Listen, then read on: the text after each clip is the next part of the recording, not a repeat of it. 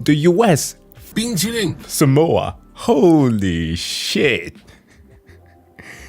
Like, forget about looking like The Rock and all that shit. They're not like that. A majority of them are so much different in terms of looks, just because of how America's effect on the diet has changed. Yikes, dude.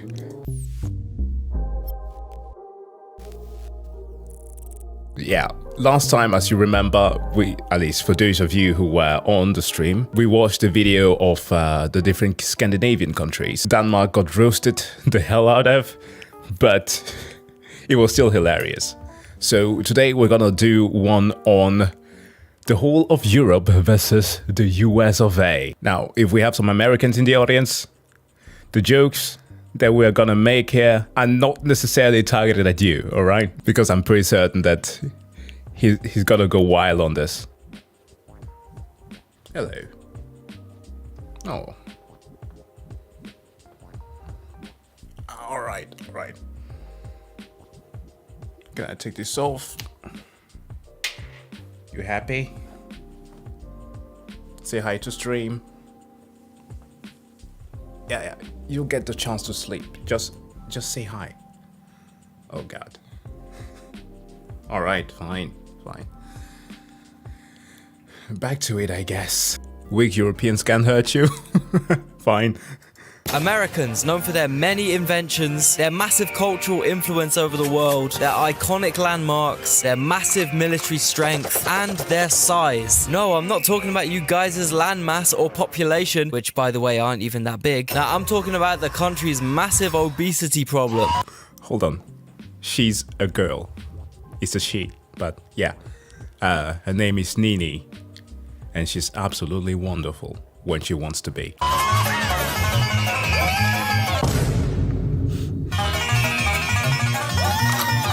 Right-wing Americans who are strongly opposed to hormone therapy on their way to eat an 8-course meal containing 5 megadose of estrogen. Okay, I get it.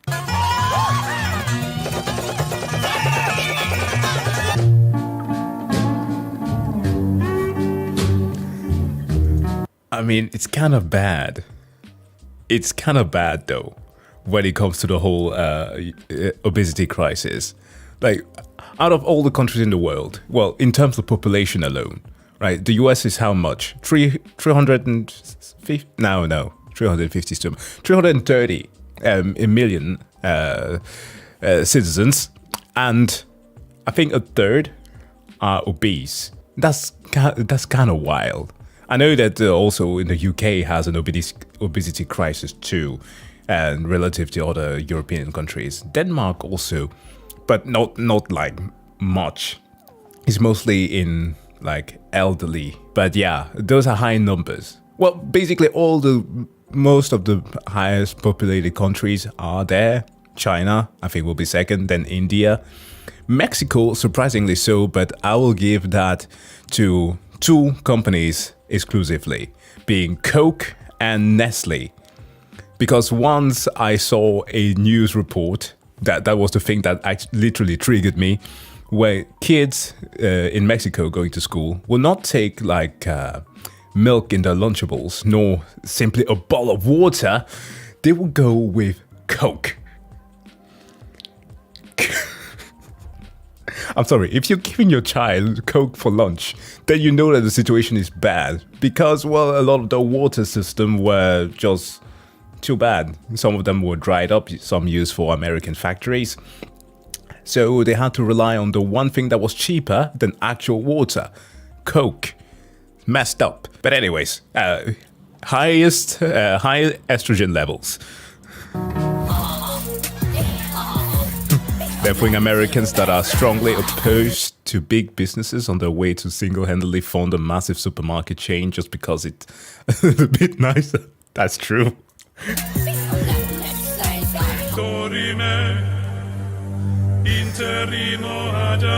I don't know what a Buc-ee's is. Oh.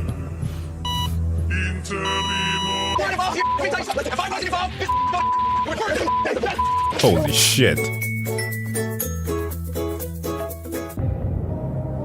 African Americans choosing whether financial support a small and independent green struggling family. Oh yeah, this is also a thing in relation to the numbers that I gave you before. Like that's like in terms of just number of population. If we go to percentage-wise for countries in terms of obesity, I think you have like the what was the country that he made a video on before? Dubai, the United Arab Emirates. I think it's top there percentage-wise. Then you also have such places like Samoa. The US fucked up Samoa. Holy shit. Like, forget about looking like The Rock and all that shit. They're not like that. A majority of them are so much different in terms of looks, just because of how America's effect on the diet has changed. Yikes, dude. Oh, they were right there. Hold on. Cook's Island, Paula, Nauru, and of course Tonga. Yeah, Samoa, 33%. Aside from their gun laws, their use of weird metrics for no reason, and their lack of universal health care, Americans being fat is one of the main things the rest of the world makes fun of them for. And this topic is actually such a sensitive subject that in the past, American politicians have had their entire reputations ruined by fat jokes. But how bad is America's obesity epidemic really? Is it just a silly stereotype, or 73% of Americans are overweight? 42% of American adults are obese. Bro, the heaviest guy ever in the world's entire history was American. And that's right, guys, I'm gonna do the same thing that all the overly serious geography channels with 4K stock footage backgrounds and boringly normal political takes do, and compare America to Europe. Compared to America's 42% obesity rate, Europe clocks in at only 17%, and that half of that is just Turkey. Please say that half of that is just Turkey, because Turkish, well, I don't know if do they count? Do they count? It might sound just a little bit mean, me saying that Turkey doesn't count, but I'm pretty certain that it comes straight from them. That 70% is literally all Turkey's fault. Yes! I'm not even joking. If you remove the UK and Turkey from that statistic, Europe would have like minus obesity percentage, okay? And if you want to take the America pilled... Oh my god. That is... Oh, I'm sorry. Yeah. Yo, bismillah to all my Turkish friends out there. You know yourselves. Side on this, you could argue that compared to European food, American food just tastes better. And therefore, they eat more of it because it tastes nicer. Simple. That's kind of true in a way, but also completely not true in a way. For example, as much as I love a proper British meal, I'm not exactly going to be frantically binge eating beans on toast, you know? Also, take this Neapolitan pizza, right? Most people would agree it's really, really tasty, but it's not something you'd really get chemically addicted to and keep manically stuffing more and more of them down your throat even if you're full. It's literally just bread, cheese, tomato and basil. It's not like that good. American food, on the other hand, is like Tastes the good. most addictive Moorish drug ever. America has the second highest salt consumption per capita in the world, second only to their best mates, China. The USA also has the highest processed sugar consumption in the world, and this stuff literally makes your brain release dopamine, which is the same type of high you get off.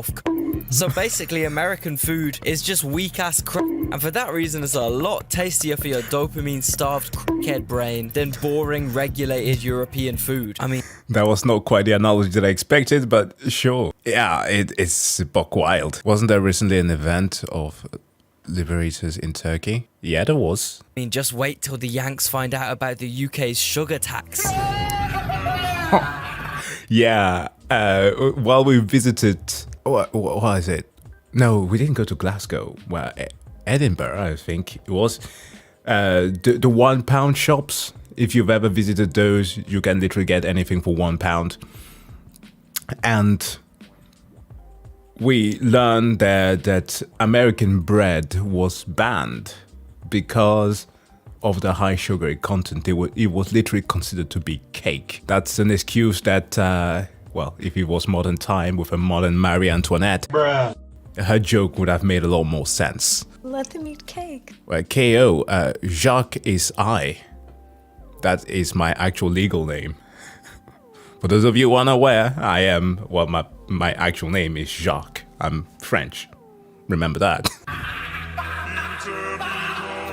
I'll get back to that in a second. I just got a quick question for you. Have you ever used public networks and felt completely unsafe and unprotected? Data breaches and malware infections could just be one click away. Do you really want to risk your important data? Of course you don't. With CyberGhost VPN, you do not have to worry anymore. Once you turn it on via the app, CyberGhost transmits your data through a secure encrypted tunnel, giving you a very high level of online anonymity and military-grade security. You will not lose any speed or responsiveness. You'll be able to access a ton of blocked online libraries from over 40 streaming services: Netflix, Hulu, Amazon Prime, Disney Plus, many more. Change your online location in just 3 clicks and get 40% more content from the libraries you currently have. Use one subscription to protect and enjoy online freedom on up to 7 devices, so it's the perfect choice to protect your family. Also, CyberGhost VPN is compatible with most operating systems, including Windows, Mac OS, Linux, iOS, and Android, smart TVs, and even gaming consoles. They got more than 38 million users, an excellent rating on Trustpilot, and a price of just $2.03 per month, plus 4 months free. So act quickly. Click the link in the description to get a special discount CyberGhost VPN is granting to the Geopold community. It's a 45-day money-back guarantee and 24/7 customer support, so everything is risk-free. Anyway, whilst I know taxing sugar does seem like an extreme measure, I'm sorry, girl. for some people could be the Oh my god, what did I do? Oh my god. Hold on. I'm sorry. I was trying to pause the video. products more expensive. Whilst I know taxing sugar does seem like an extreme measure, the results don't lie, you know. The main reason why loads of European countries have taxes to make sugary products more expensive is so that these unhealthy foods don't become the most affordable option for poor people. As you can see on this map of America, these states in the deep south are the poorest in the country. These same states are also the most obese in the country. This is because the cheapest food in America is also the unhealthiest. Alabama farmlands for wow. I've never understood, like, okay, that would be a lie. We once bought frozen hamburger patties, but these are patties, right? Not fully made hamburgers, because that's disgusting. It's the most addictive shit possible. Also, on average in America, the lower paying your job is, the more hours you work. Meaning the poorer workers don't have time to cook proper meals, hence fast food. I mean, it's all good being a progressive West Coast hipster food influencer, telling everyone they need to start eating Greek yogurt, It's fresh fucking fruit, and expensive, granola every dude. morning if they want to lose weight. But if all you can afford is Frosted Flakes, you're gonna have to get that, especially if you're chemically wired to only. I agree with this wholly. Here's the thing. When I stream, I often try not to do the mistake that many have done out there, eating on stream. But I do always have by my side a bowl of greens or just fruit, right? That's where most of my ad revenue money goes to give this to myself and my child so that we eat healthy. Because healthy product, ecological especially, are expensive. The ones where you want to avoid pesticide and stuff like that. I'm not like the type that goes whole crazy about whole grain and stuff like that. No, I'm not that crazy about it. But I do like to eat healthy and like keep my body in shape. Most of the time, nutrition is the most important part. But when you can afford that, it's fully understandable that a population will go towards like a cheaper product. Only be able to wake up if you get your morning head rush of endorphin exploding sucrose. And then you factor in that this shit is actually marketed as healthy in the USA, and it's actually so over for any Americans that want to lose weight. So I will have you watch, at least maybe not watch, but read up on the story of Kellogg's, the guy who made it. Like, there's a whole joke about Kellogg's or cornflakes and stuff like that being made, cereals being made so that it would prevent people from masturbating. It's a literal thing, but it's a myth. But the thing is that it wasn't made by people who wanted people to stop masturbating. It was made by individuals who thought that whole grain and stuff like that, cereals as a whole, would have so much better health benefits than normal foods and meats. That also wanted people to stop masturbating because they had a lot of religious superstition still built in them. Yeah, it's literally true. Let's see here. I can Google it for you. Where Kellogg's cornflakes invented here. It's a literal meme. Where Kellogg's cornflakes invented, and was it to stop masturbation? I read up on this like I want to say like 5 years ago. There's a movie on Henry Kellogg, right? Henry Kellogg movie. Road to Wellville. If you watch this movie, you're gonna get so disgusted at the things that they used to do to make people healthy. They thought that some of the most insane practices will heal anything. And that's beside the diet. The diet itself was insane, but I recommend watching this movie and also reading on the story of Henry Kellogg. You are gonna get so disgusted. Like, again, as I said in the beginning, I was trying to do, that is, I am currently working on a script for some video, like scientific stuff that I want to present to you, and the people that invented and or were part in making those things. And I highly considered diving into his story, but I was like, no, that's gonna be a bit too ridiculous for my taste. But yeah, Henry Kellogg is one that I recommend checking out. It's a bit like how drinks like Prime are marketed as healthy sports beverages. Yeah, it might have less sugar, but realistically it contains like millions of toxic artificial sweeteners that will corrode away your internal organs faster than bleach would. Unfortunately, America's food industry is based more around marketing and selling a product for profit than actually providing decent scran for hardworking people. And the big food companies have one big trick up their sleeve to guarantee full obedience, addiction, and maximum profit from their American customers. MSG, the mystical white powder that, I quote, antagonizes your pancreas into pouring out more insulin, a hormonal cascade that makes you feel hungrier. So the food many Americans think stops their hunger. Yo, Matt, what the fuck? That's one of the aspects I never understand from competitive eating. How do they manage to get all of this down? I get a bowl of cereal, perhaps max 2, and I'm stuffed. Dude, he's an anime character. Actually makes them more hungry, and they eat way more food than they needed. Man, you know something has to be really bad for Pakistan to ban it. I mean, at least in Pakistan they use their legs, which is something that's completely unthinkable for a lot of Americans, since half of their cities and road networks are entirely built around accessing fast food chains and making sure people get as little exercise as possible. Yeah, he's not wrong. Somebody explained it pretty well to me actually in the comment section for Martin Stupin's video regarding the whole infrastructure. Yes, the US is pretty freaking big. And I understand that the infrastructure is mostly built and the use of cars is mostly there so that you can get to places. And there is an infrastructure for bikes a lot of time, not even for pedestrian lanes. It's not there, okay? I understand. But get it working, please. You can't have people just driving to locations like that. Like, a dude literally gave me one of the best jokes ever. Like, why is there even a cup holder in a car if it's not for liquor? Like, why is there a parking lot in the liquor store?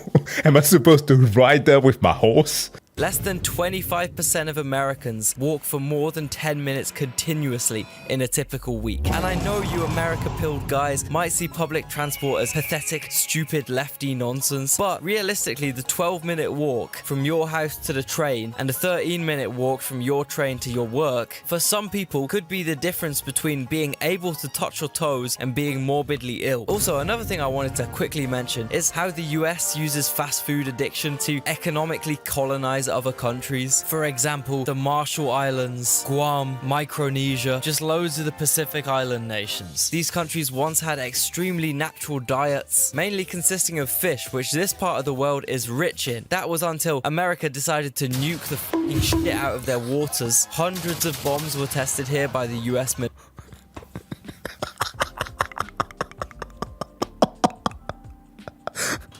Okay, I never considered that aspect. I mentioned Samoa before because of the way that a lot of the export in minerals and also just the local produce was done with the exchange of like fatty chicken and fatty meats and stuff like that. That's why my mind went like straight up food economics.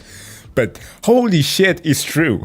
But that's mad. That's literally like Fallout logic. Oh, let me just nuke this thing and render an entire population and their nutrition uneatable. Literally, despite major local protests, this left a lot of fish dead or radioactive, which, as you can imagine, was pretty bad for the fishing industry, leaving many Micronesians poor, vulnerable, and in need of cheap food. Hey, did someone say Mickey D's? Yeehaw, did someone say goddamn? Oh, wow. Yes, you saw that too, right? 130 tons of plutonium. I was flabbergasted. I didn't know what to comment on that one.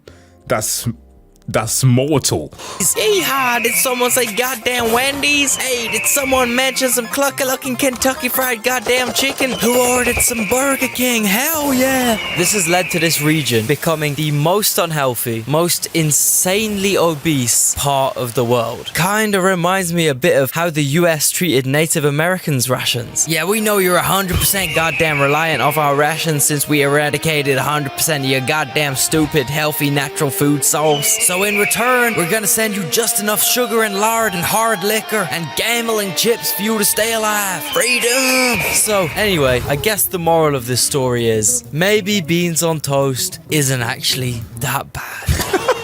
Ooh, what the fuck? I don't care. I'm gonna side with the Americans there. Beans and toast? No. No. Making chili con carne, then we can talk. But no. I had to spend a summer in the UK trying to leave off of the typical breakfast. Just thinking about the blood pudding makes me want to gag. It's not as bad as I imagine it to be, but still, it's not the most tasteful thing in the world. And don't forget, hit that link in the description to get the special discount CyberGhost VPN is granting to Geopold viewers. Protect your data whilst you browse, get full access to blocked content on the internet for only $2.03 a month. Totally risk-free, so check it out. Link in the description. I mean, what do you want me to say? It's Britain, as they always say, right? Conquer half of the world to get spices. Don't use those spices. Like, what the fuck? I don't think that take is that controversial. And especially, even Geopold is from Birmingham, okay? He has to acknowledge that. If you want to stay safe from armed America, you have a 75% chance of surviving if you just stay 10 minutes away. Yeah, hit that like button. I'll do that, Geopold.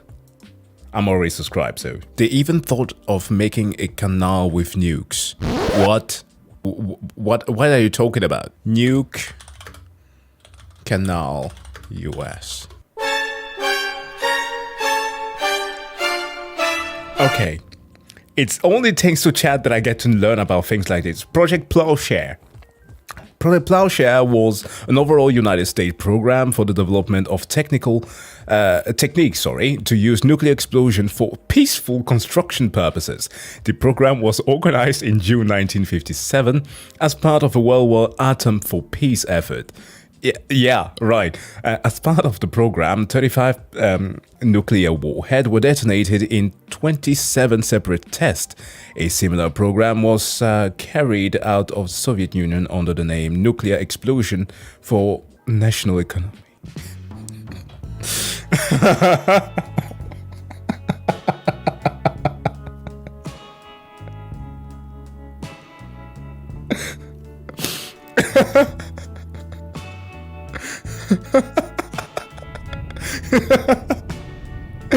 I'm sorry. Oh my god, I'm thinking of if any of you have ever played this game called Satisfactory. Oh man, this is making me cry.